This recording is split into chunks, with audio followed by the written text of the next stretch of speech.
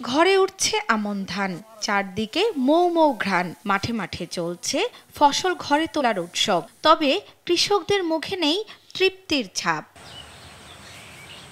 কৃষকরা বলছেন, অসময়ে বৃষ্টি আর পোকামাকড়ের আক্রমণে গেল বছরের চেয়ে এবার ধানের ফলন কম। এছাড়াও সার, বীজ, পারিশ্রমিক ও কৃষি উপকরণের দাম বাড়ায় খরচ হয়েছে বেশি। অথচ ধান কাটা মাড়াইয়ের পর স্থানীয় বাজারে বিক্রির জন্য নেওয়া হলে ব্যবসায়ীদের সিন্ডিকেটের কারণে মিলছে না কাঙ্ক্ষিত দাম। উৎপাদন খরচের সঙ্গে বিক্রয় মূল্যের সামঞ্জস্য না থাকায় লোকসানের শঙ্কা তাদের।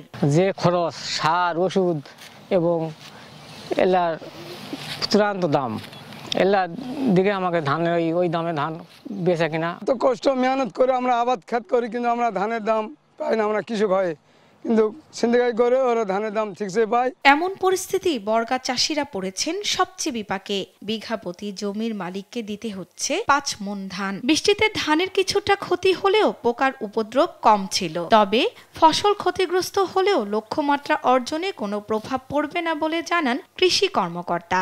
ঝড় বৃষ্টি হওয়ার কারণে আমাদের কিছু ক্ষয়ক্ষতি হয়, কিছু ধানের গাছ হেলে পড়ে, যেগুলো আমরা পরবর্তীতে কৃষকদেরকে পরামর্শ দিয়েছি লজিং আপ করার জন্য।